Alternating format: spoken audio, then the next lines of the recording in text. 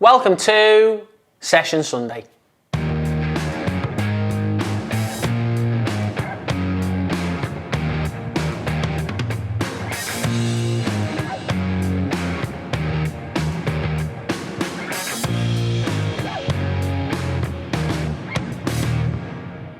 Hi guys, it's Jack Edwards and today's video will be focusing around dribbling and ball control.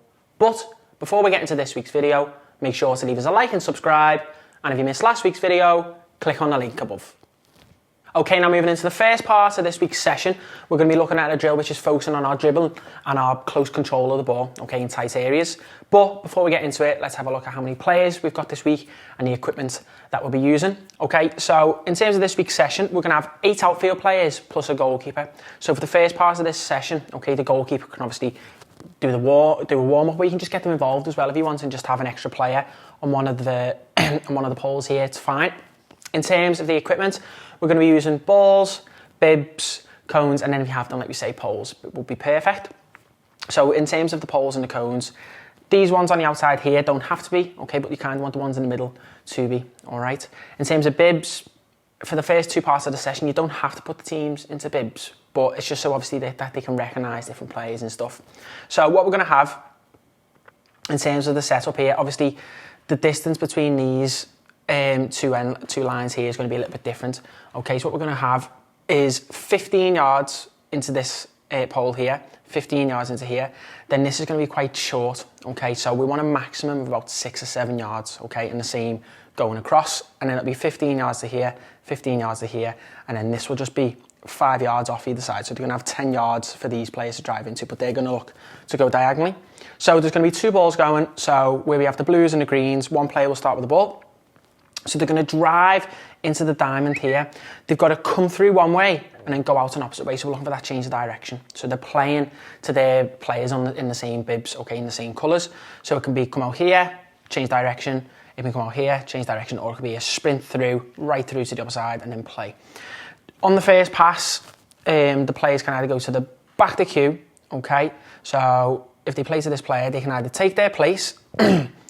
Obviously on the first one, they're going to take the place because there's not going to be any other open spots unless maybe the green player next here takes the ball, or they can find an open spot. So when the next blue player comes in, they might dribble, change direction, play, and then they might sprint out to the other side. So the greens will be doing the same. So what we've got to look out for is being aware of our surroundings, okay? So for the players, it's, let's say this blue player is driving in and this green player is driving in, okay? So what we've got to focus on is, right, where am I going to go? Okay, so if this green player is driving through here, okay, and they're going to go across to there with their ball control, can we obviously adjust some nice control, just the body, maybe turn out and go this way, come around them and go through. So we want it to be quite tight in here so that the player's got to be aware. They've got to watch the touches, nice close control, use of both feet, slowing themselves down and being in control of the ball. So then change direction quickly. As soon as they come out of the little diamond, they play to the next player and then they go find an open area. So it can be, they can join the back of the same queue or they go find an empty gap. Okay, so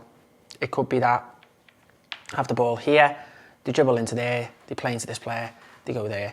This player might play into this player who comes through, turns, plays to there, and then you play for there. So it's a bit of an activation, okay? Getting the dribbling in, getting the close control in, okay? So perfect for both younger and older players. And obviously, if you do have more players, that's fine. You can even increase the size of the grid a little bit more. You can maybe even put defenders in and around, okay? So players can swap over. So they've got to try and avoid the defenders before getting into the box, and then the defenders can't get in the box, and then they've got to come back out where they can be opposed again. You can even do it if you wanted to, where you have maybe 3 players, so you could try and have 2 open areas or open poles at all times and 1 player from each side, defend them for a minute, okay? And it could be that they're just trying to close down the opposition, put pressure on them, okay, which means they've got to be even more focused as well. We will now move into our first animation before moving on to part 2 of this week's session.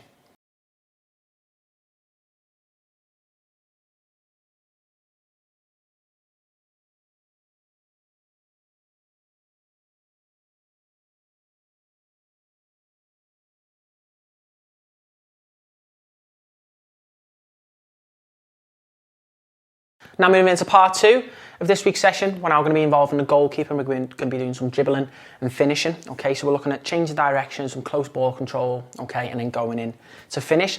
So you're going to split the group again into 2 groups of 4. In terms of the setup, so from the goal line to this cone here, or the pole, it's going to be 20 yards. And I'm looking for 10 yards from this pole here to where this line is here. Okay, and then a couple of yards for the players to shift in here, just 2 or 3 yards, and then a 5-6 yards from there for them to drive into space.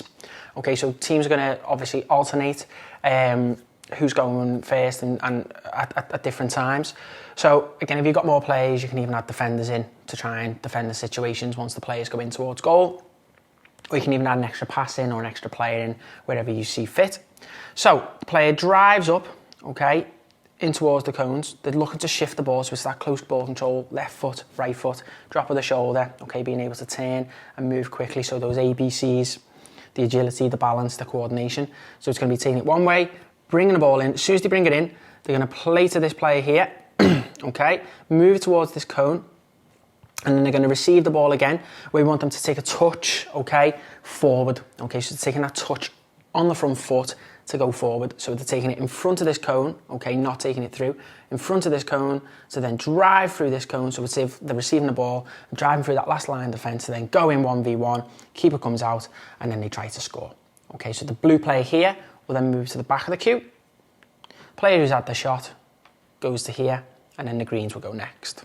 Okay, so then this player drives in, comes through, set, gets themselves to here, first time back, touch out the feet, takes it into space, okay, and then looks to finish. So we're taking the ball inside to finish. These players swap over. After a certain amount of time, you can obviously then swap the teams over, so then the blues can work on the left foot, the greens can work on the right foot. Or if you don't even want to put the teams in bibs, it can be, once they've been on this queue here, they can go to the back of the other queue, however you want to see fit. Obviously, if you have defenders in, it can be once you've been the shooter, you can then go and be the defender, and then you become the passer, and then you can go to the back of the queue. So there's lots of different alternatives that you can do for it. You can even maybe put players into a wider area, so you could do your dribbling, set the ball wide, and then somebody cuts the ball back for then a finish. So like I say, there's different scenarios that you can do if you've got more players as well. We'll now move into our second animation before moving on to the final part of this week's session.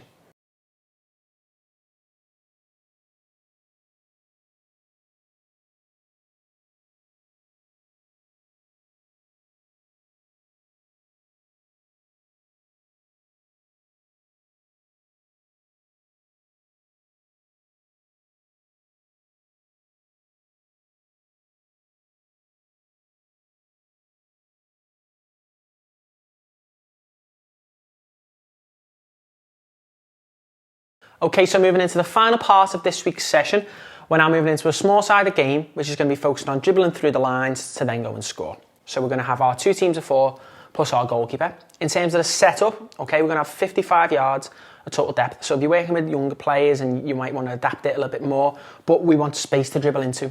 Okay, so you might think, oh, it's a bit big because there's only 8 players, but we're thinking about space, okay? In terms of width, it's going to be 30 yards, okay? So what we're going to have is 15 yards in here for the final third, okay? And then 2 20-yard boxes, and we're going to have an extra 5 in here. So total is 60 when you include the end zone. So if you have more players, you might want to increase that, okay? Because you might have a third area where they dribble into, okay? You might be having a 7v7 or 8v8 scenario. So you can make it a bit bigger, make it a little bit wider, okay? But like I say, you just adapt it to the players that you're working with. So the aim is, so the Blues are going to start with possession. They have to receive the ball in this third, dribble into this third. It then becomes a 3v2 scenario, okay? And then they've got to get the dribble the ball into this third to then go and score. So it's having that confidence to drive into space, that movement to receive, and that movement to create space for somebody else to go into, okay? And then looking to score. If the Blues score, they keep the ball, they go and attack again. So if the Greens to then become the team in possession, attacking the goal, they have to win the ball back and dribble into the end zone.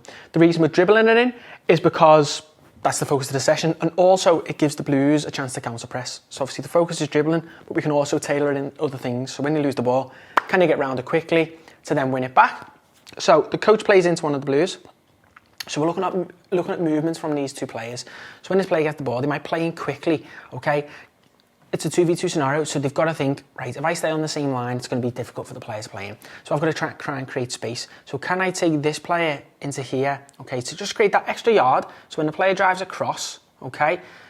He's behind this player, which means he can come on the shoulder, on the blind side. And this player is stuck into what to do. Does he close this player down? So then they both close this player down. Then the player off the ball's got space, okay? Or does he drop off, which means that we can drive into the space and we've got the advantage of driving through, okay? So as soon as the player crosses this line in here, they can go wherever they want, okay? They're free. These two players will stay in this box, all right?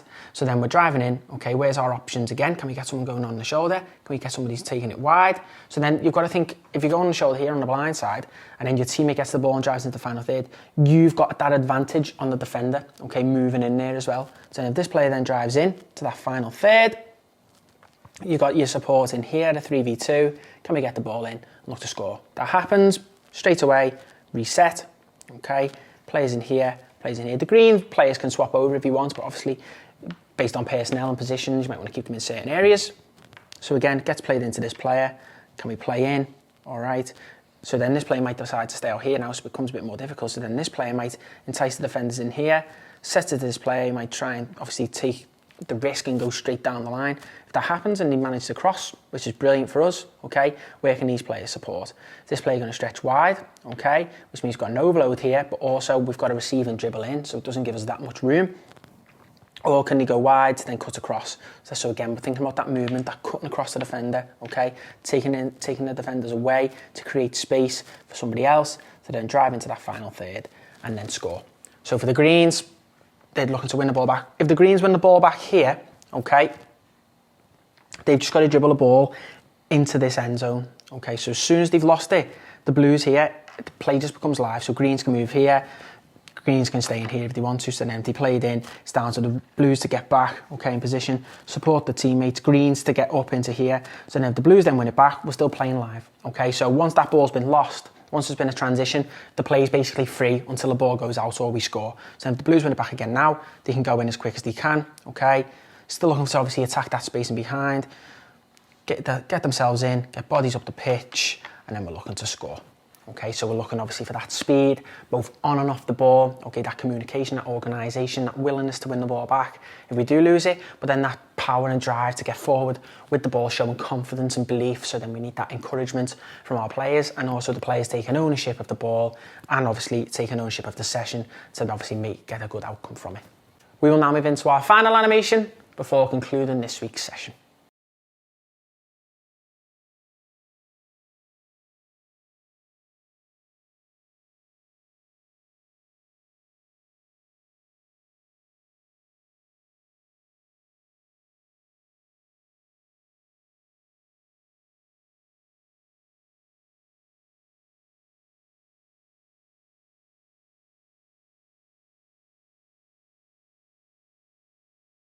Thanks for watching this week's video.